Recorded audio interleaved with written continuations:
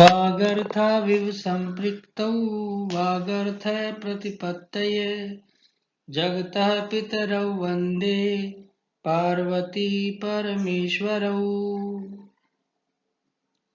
आज हम शास्त्री तृतीय वर्ष के छात्रों के लिए ई कंटेंट के माध्यम से वाङ्मय के प्रथम पत्र के अंतर्गत महाकवि कालिदास रचित उत्तर मेघदूतम इसके श्लोकों की व्याख्या, भावार्थ, सरलार्थ आदि के बारे में जानकारी प्राप्त करेंगे। इससे पूर्व हम पहले कालिदास के बारे में संक्षिप्त परिचय प्राप्त करेंगे।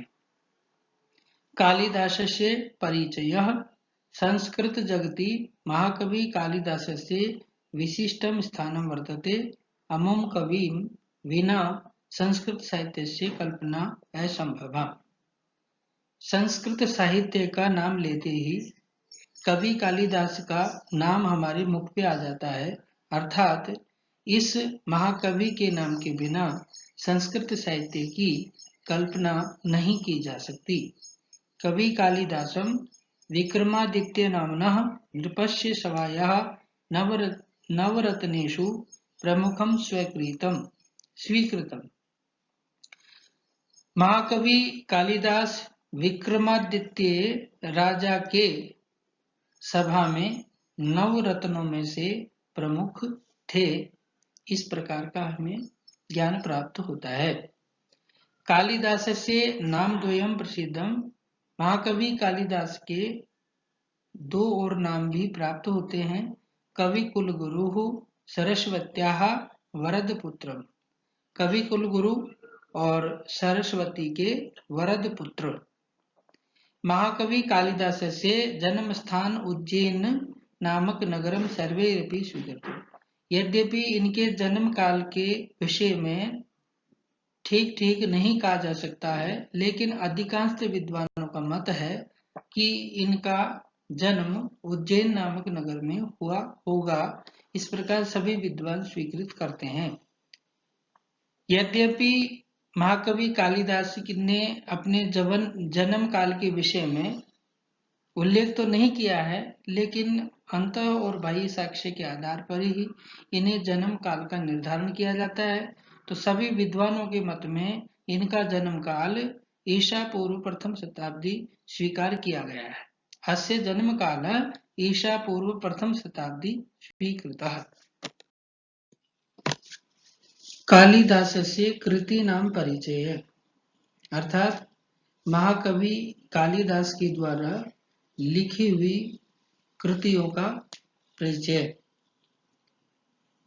महाकवि कालिदास ने दो महाकाव्य लिखे हैं, एक कुमार संभवम, दूसरा रघुवंशम महाकाव्य। इसी प्रकार से महाकवि कालिदास ने दो खंड काव्य लिखे हैं। इन खंड काव्य को गीति काव्य के नाम से भी जाना जाता है। इन खंड काव्यों के अंतर्गत मेघदूतम, ऋतुसंहारम, ये दो खंड काव्यों का परिगणन किया जाता है। महाकवि कालिदास ने 3 रूपकों की अथवा नाटकों की भी रचना की है। उन 3 रूपकों के नाम क्रमशः इस प्रकार हैं।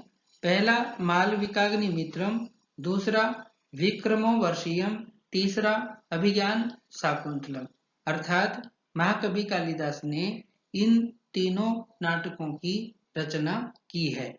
इस प्रकार से महाकवि कालिदास के द्वारा ये 7 ग्रंथ लिखे हुए माने जाते हैं। मेघदूतम एकम खंड काव्यम वर्तते। इदम भागद्वयम विभक्तम, पूर्व मेघदूतम उत्तर मेघदूतम च। अर्थात यह मेघदूत नामक का जो खंड काव्य है, ये 2 भागों में विभक्त है, पूर्व भाग और उत्तर भाग। ऋतु संहारमपि एकम खंड काव्यमस्ति तच्च 6 सर्गेषु विभक्तम अस्ति। ऋतु संहार भी महाकवि कालिदास के द्वारा लिखित एक खंड काव्य है जो कि 6 सर्गों में विभक्त है।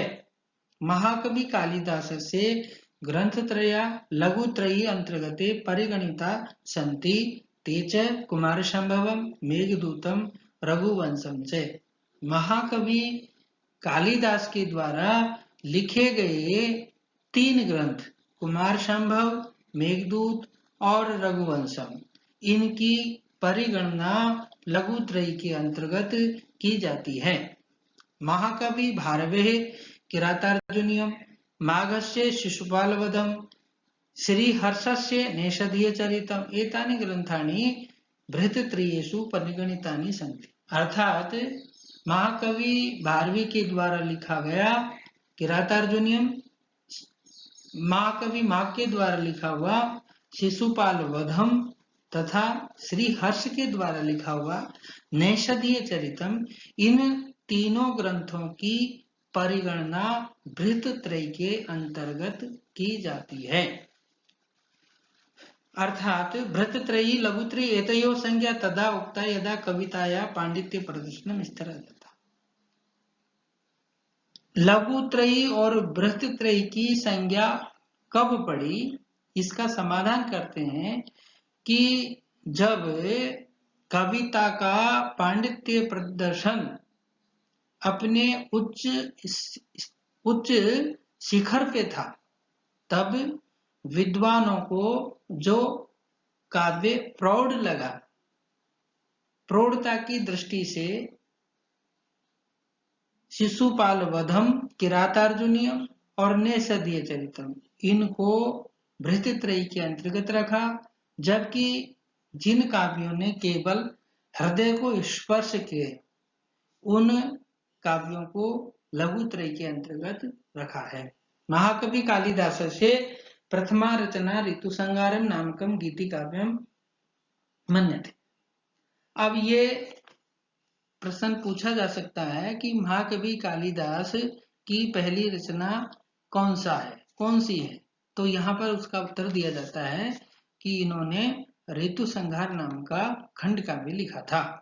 अस्य कवे प्रथमम महाकाव्यम कुमार संभवम स्वीकृतम, इस महाकवि का प्रथम महाकाव्य कुमार संभव नामक काव्य को स्वीकार किया जाता है। रूपकेशु प्रथमम रूपकम माल्विकाग्नि मित्रम स्वीकृत, तीनों नाटकों में से महाकवि कालिदास ने माल्विकाग्नि मित्रम इस रूपक की सबसे पहले रचना की।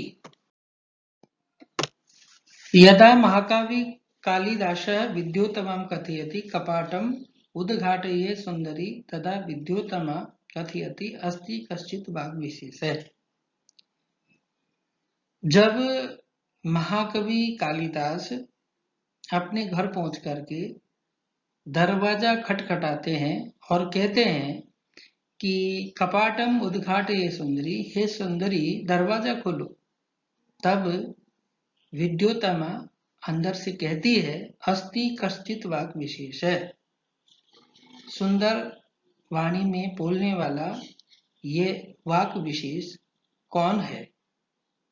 अस्य वाक्यस्य प्रतिपदं कृत्वा ग्रंथस्य रचना कृता, इस वाक्य के प्रत्येक पद को ग्रहण करके महाकवि कालिदास ने ग्रंथों की रचना की। यथा जैसे अस्ति पदेन, इस पद से कुमार संभव महाकाव्य की,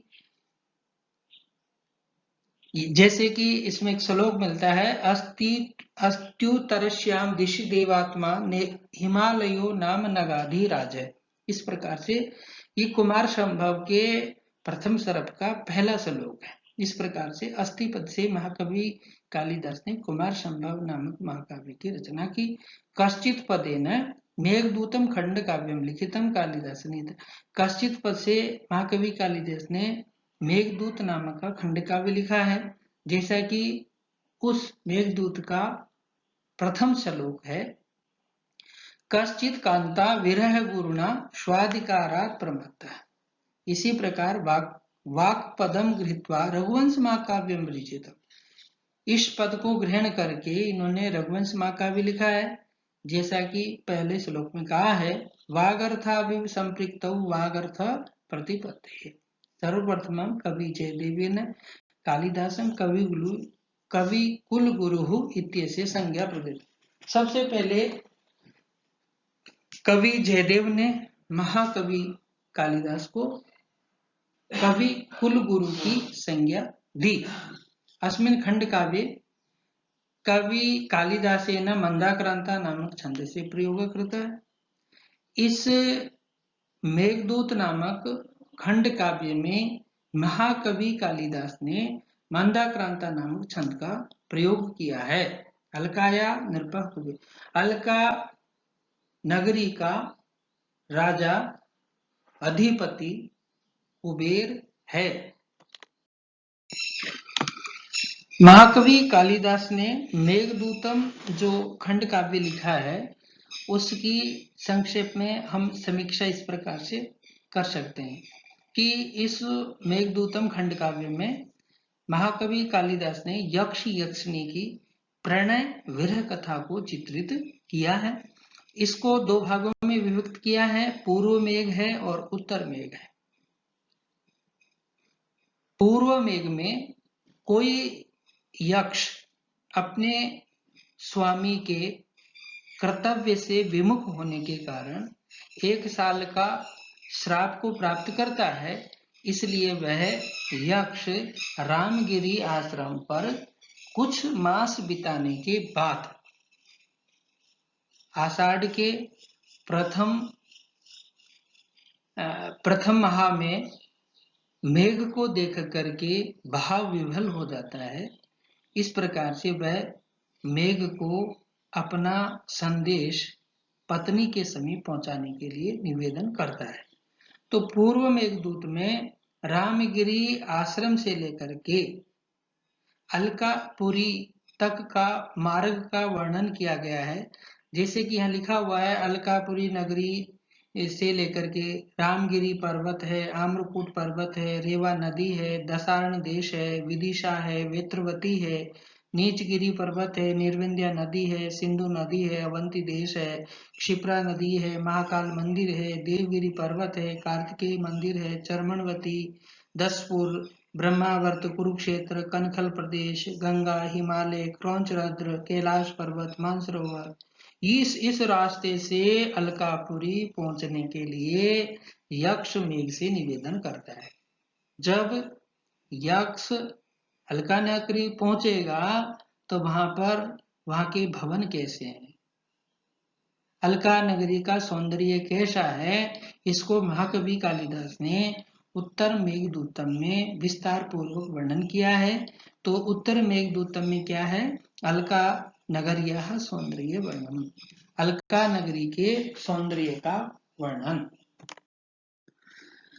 विद्युत्वन्तं ललितवनिता सेन्द्रचापं सचित्रा संगीताय प्रहतमूर्जा स्निग्धगम्भीरघोषम् अन्तस्तोऽयं मणिमयभुवस्तुङ्गमभ्रमलिहाग्रा प्रासादास्त्वां तुलयितुमलं यत्र तैस्तैर्विशेषैः।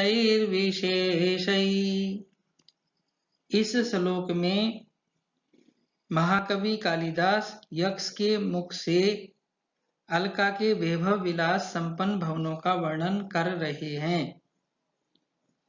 अर्थात अलका की समानता मेघ के साथ में की जा सकती है, क्योंकि अलका नगरी में निम्नलिखित गुण हैं। यत्र अर्थात अलकायाम, अलका नगरी में, ललित वनिता रम्य स्त्री युक्ता, वहां की स्त्रियां कैसी है, रमणीय है, सुंदर स्त्री वाले हैं।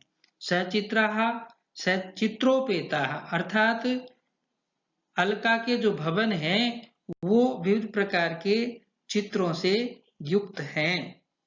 संगीताय, संगीत के लिए वहां क्या है, प्रहत मूर्जा ताड़ित मृदंगा, अर्थात जो मृदंग हैं वो बजाए जाते हैं। मणिमय भुव, मणिमय भुव मणिविकार भूमयः, अर्थात मणि रचित फर्श वाले हैं। अलका के जो भवन है वो विविध प्रकार की मणियों से रचित हैं। अभ्रम लिहाग्राह, अभ्रम लिहाग्रा का मतलब होता है गगनचुंबी, अर्थात अलका के जो भवन हैं वो बहुत ऊंचे ऊंचे हैं, आसमान को छू रहे हैं, इस प्रकार से दिखाई पड़ते हैं।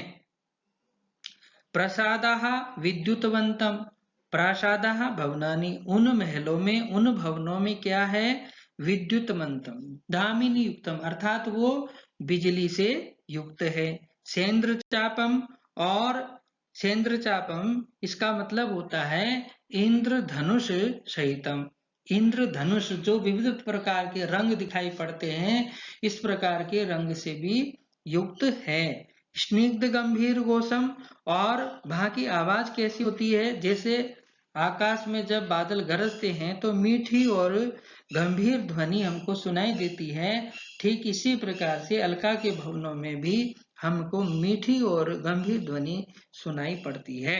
अंतस्तोयम, अंतस्तोयम अपने में क्या है, जल को धारण करने वाले।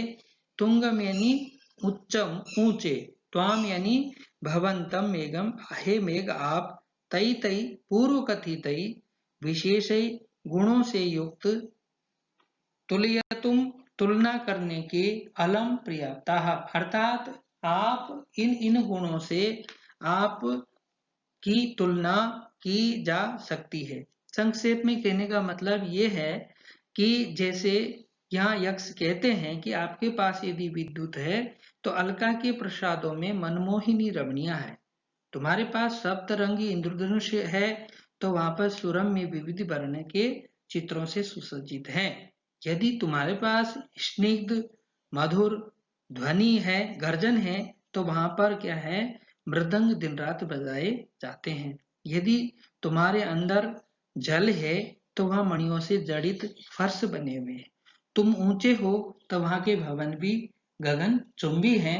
इस प्रकार से पूर्वोक्त गुणों से हे मेघ आपकी तुलना की जा सकती है, इसलिए आप मेरा संदेश ले जाने में संकोच नहीं करोगे, अपितु आप गौरवानुभूति महसूस करोगे। इस श्लोक का यही तात्पर्य है। हस्ते लीला कमल मल के बालकुंदानुविदम, नीतालोध्र प्रसव रजसा पांडुता मानने श्री, चूड़ापासे नवकुर्बकम चारुकर्णे शिरीषम, सीमन्ते च त्वदुपगमजं यत्र नीपं वधूनाम्। इस श्लोक में महाकवि कालिदास अलका की जो विलासवती स्त्रियां हैं वो किन किन प्रकार के श्रृंगार सज्जा करती है, किन किन फूलों का प्रयोग करती है, प्रकृति से ग्रहण करती है, उसका यहाँ पर वर्णन किया गया है। यत्र यानी अलकायाम, वधु नाम का मतलब होता है रमीणाम, रमणिया, अलका नगरी की रमणियों के। हस्ते यानी उनके हाथ में, लीला कमलम, अर्थात क्या है, क्रीड़ा के लिए कमल पुष्प को, लीला कमल, लीला जो कमल है उसको धारण किया जाता है। अलके और उनके बालों में, अलके यानी केशवेशे, केशों में, कुंतलेवा बाल कुंदानुविदम, बाल कुंदानुविदम का मतलब होता है नए कुंद पुष्पों के गुम्फन को धारण किया जाता है। आनने, और उनके जो मुख पर है, लोद्र प्रसव रजसा, लोद्र प्रसव रजसा इसका मतलब होता है कि लोद्र पुष्प के प्राग से पांडुताम श्वेतिमा को पहुंचाई हुई, नीताम ले जाई गई, श्री श्री शोभा को, अर्थात वहां पर मुख पर लोद्र पुष्प की रज से गौर वर्ण की कांति है, अर्थात वो गौर वर्ण हो, इसलिए इस पुष्प का प्रयोग करते हैं। चूड़ा पासे नव कुर्बकम, चूड़ा पासे, चूड़ा पासे का मतलब क्या होता है, केश कलापे, केश कलाप में, जूड़ों में नवकुर्बकम, नवकुर्बकम का मतलब होता है पुष्प विशेषम। ये एक विशेष प्रकार का पुष्प होता है जिसको वहां की रमणियां धारण, चूड़ों में धारण करती है। कर्णे, कानों में। चारु, चारु यानी होता है सुंदरम, सुंदर। शीर्षम, शीर्षम पुष्पम, शीर्ष पुष्पम व शीर्ष के फूल को धारण करती है। सीमंते, सीमंते का मतलब केशवे से, मांग भरने में। त्वदुपगमजम भवतात आगमन, आगमन जन्यम नीपम कदम पुष्पम इति। अर्थात तुम्हारे मांग में तुम्हारे आने से खिलने वाला जो कदम का पुष्प, अर्थात ये जब बारिश होती है कदम का पुष्प तब खिलता है, और उससे, उस फूल के रस से, उसकी उस रस से क्या है, सीमंत यानी मांग वहां की रमणियां भरती है। इस श्लोक से एक बात ये होती है, ये बताया गया है कि अलका में सदैव 6 ऋतुएं समान रहती है। उनके पुष्पों का प्रयोग वहां की रमणियां पृथक पृथक अवयवों के रूप में करती है। इस प्रकार से अलका नगरी की यह विशेषता को बताया है।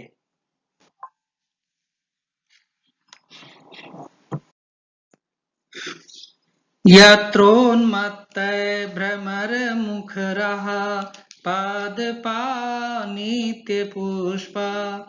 हंसश्रेणी रचितरसना नित्यपद्मानलिन्यः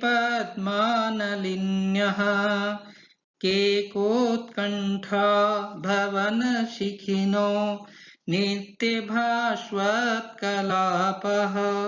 नित्ये ज्योत्सना प्रतिहततमो व्रतिरम्या प्रदोषा।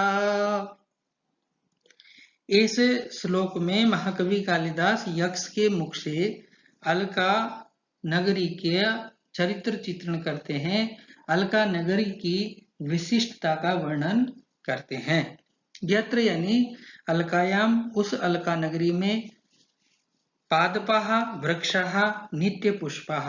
सबसे पहली विशेषता पे यहाँ बता रहे हैं कि अलका नगरी के जो वृक्ष हैं वो कैसे हैं।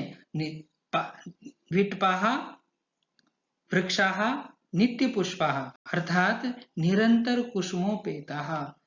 वहां पर हमेशा वृक्षों पर फूल लगे रहते हैं, अर्थात वृक्षों पे हमेशा फूल आते हैं। ये अलका नगरी की विशेषता है। अब जब फूल होंगे तो वहां के जो भ्रमर हैं, जो भौरे हैं, वो किस प्रकार के दिखाई देंगे। उन्मत्त भ्रमर मुखराहा, इसलिए भ्रमर कैसे हैं, उन्मत्त है। मदोन्मत्त, मदोन्मत्त मधुकर शब्दाय माना, इसलिए जो भ्रमर हैं वो क्या है, मद से मदोन्मत्त होकर के गुंजन करते हैं। नलिन्य है, यह नलिन्य का मतलब होता है कमल लताएं। नलिन्य पद्मिन्य, पद्मिनी जो हैं वो कैसी है, नित्य पद्मा, अर्थात उनके हमेशा ही कमल लगे हुए हैं, अर्थात अनवरत कमला। हेमंतवपि न मलिनाः भवन्ति इत्यर्थ है। कहने का मतलब ये हुआ कि वहां की जो कमल लताएं हैं, अथवा सरोवर सदैव क्या है, कमलों से युक्त रहते हैं। वहां पर हेमंत जो ऋतु है उसका कोई असर नहीं होता है, इसलिए कहा है अतएव हंस श्रेणी रचित रचना।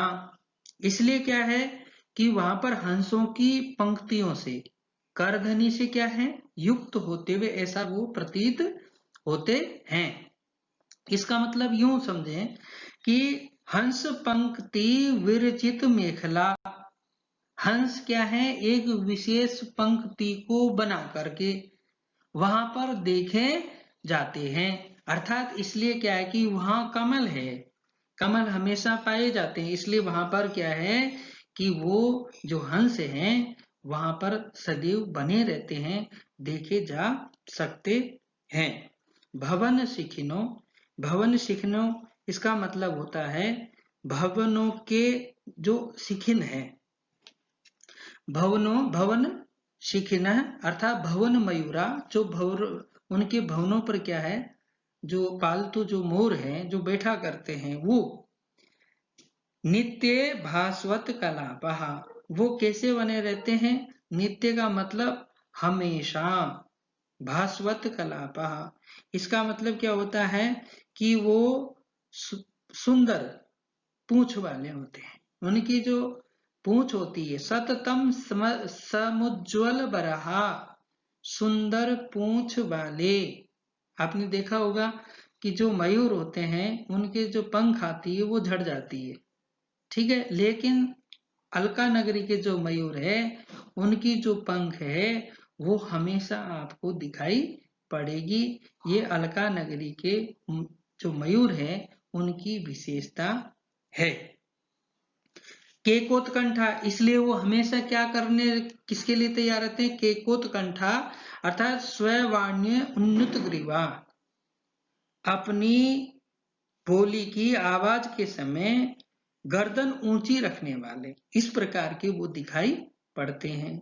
प्रदोषाः नित्य ज्योत्सना, प्रदोषा का मतलब अंधकार से युक्त, वहां पर कोई अंधकार दिखाई नहीं पड़ता है, वहां हमेशा क्या होता है? नित्य ज्योत्सनाः, वहां हमेशा ही प्रकाश विद्यमान रहता है, निरंतर चंद्रमा के दर्शन होते हैं, इसलिए वहां कृष्ण पक्ष दिखाई नहीं पड़ता है, हमेशा क्या है? सर्वदा शुक्ल पक्ष ही दिखाई पड़ता है, इसलिए कहा है नित्य ज्योत्सना। प्रतिहत तमोवृत्ति रम्या, अर्थात क्या है?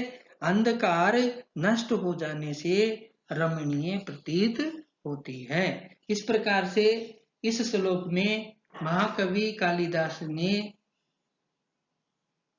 अलका नगरी का जो विशिष्टता है उसका वर्णन किया गया है।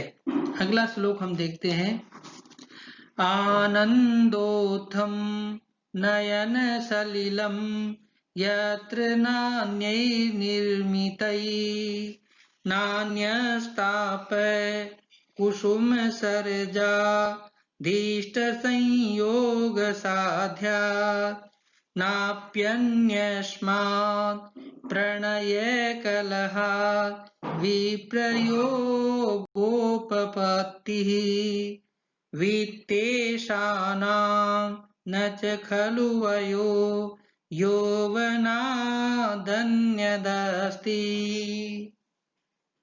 इस श्लोक में यक्ष अलका नगरी के जो यक्ष जाति है, जो देव विशिष्ट जाति है, उसका वर्णन यहाँ कर रहे हैं। यक्षों के राजा कौन है? कुबेर हैं, जो धन के स्वामी हैं। तो इस श्लोक में अलका नगरी में रहने वाले जो यक्ष जाति विशेष है उसका वर्णन कर रहे हैं। यत्र यानी अलकायाम, उस अलका नगरी में। वित्तेषाणाम, वित्तेषाणाम का मतलब होता है वित्ताधीपानाम, अर्थात वित्तानाम ईशः तेषाम, जो धन के क्या हैं? स्वामी हो। वित्त के जो स्वामी हैं यक्ष हैं, यक्षराज कुबेर, तो धन के स्वामी। आनंदोत्थम नयनम सलीलम, आनंदोत्थम का मतलब क्या है? आनंद के कारण, आनंद से उत्पन्न होने वाले नेत्र के, नयन सलीलम, नेत्र के जो आंसू हैं वो अन्य निमित्त ही नहीं, अर्थात दूसरे कारण से नहीं है। हमारे जीवन में देखो, हमारी आंखों में कई प्रकार से आंसू हो सकते हैं, कई प्रकार के कारणों से आंसू हो सकते हैं, लेकिन अलका नगरी में जब यक्षों की आंखों में यदि आंखों में आंसू हैं तो वो केवल क्या है? आनंद की खुशी के कारण। जब व्यक्ति ज्यादा हंसता है, ज्यादा खुशी होती है, तब भी उसकी आंखों में क्या है? खुशी के आंसू आ जाते हैं। इसलिए वहां यक्ष जाति के लोगों में, उनकी आंखों में केवल खुशी के आंसू देखे जा सकते हैं, इसके अलावा और कोई दूसरा कारण नहीं है, इस प्रकार बताते हैं। इष्ट संयोग साध्यात कुसुम सरजात अन्यतापह न, दूसरा कारण क्या है कि इष्ट संयोगात, इष्ट संयोगात का मतलब होता है प्रियतम समागम साध्यात, प्रियतम समागम अर्थात प्रिय के मिलन से ही जो साध्य हो, जिसको हम चाहते हैं, वही जिससे हम मिलना चाहते हैं वही हमारा इष्ट हो, प्रिय के समागम से हटाने के जो योग्य है, ठीक है। कुसुम सरजात अर्थात कामदेव बाण से है जो संताप उत्पन्न होता है, ठीक है। उस ताप के अलावा और कोई ताप नहीं है। हमारे कोई भी किसी प्रकार का बुखार आ सकता है, इसमें आपको ये बुखार हो गया, लेकिन वहां पर क्या है कि आपने जो प्रियतम है, ठीक है, प्रियतम के मिलन से अगर किसी को अलग कर दें तो उससे उत्पन्न होने वाला जो संताप है, वही संताप वहां यक्ष यक्षिणियों में देखा जाता है। इसके अलावा किसी प्रकार का संताप नहीं देखा जाता है। प्रणय कलहात अन्यस्मात् विप्रयोगोपत्ति न, और दूसरी बात बताता है प्रणय कलहात, प्रेम कलह, झगड़े कई प्रकार के होते हैं, लेकिन उनके जो यक्ष यक्षिणी है उनके बीच में जो कलह, जो झगड़े का कारण होता है वो प्रेम होता है। अर्थात वो प्रेम के निमित्त ही लड़ते हैं, प्रेम में ही कलह हो जाने के कारण क्या है, विप्रयोगोपत्ति, वियोग की प्राप्ति हो जाती है। अन्यस्मात् यानी दूसरे कारणों से नहीं, दूसरे कारणों से नहीं होती है। अंतिम बताते हैं यौवनात् अन्यत वयो नास्ति खलु, अर्थात क्या है, अलका नगरी में यौवनात् का मतलब क्या होता है कि तारुण्यात, तारुण्य युवावस्था के अलावा, अन्यत यानी अपरम, वय यानी अवस्था है, नास्ति यानी न वर्तते, अर्थात अलका नगरी में केवल युवावस्था ही देखी जाती है। इसके अलावा जो शिशु अवस्था, बाल्य अवस्था, वृद्धावस्था, इन तीनों अवस्थाओं का नित्य वहां क्या है, अभाव है। इस प्रकार से यहाँ पर कवि कालिदास ने जो यक्ष यक्षिणी है उनके जो विशिष्टता है उनको यहाँ पर बताया गया है। अब हम अगले श्लोक में 5वें श्लोक से आगे हम उनका सरलार्थ भावार्थ पढ़ेंगे। जयतु भारतम जयतु संस्कृतम।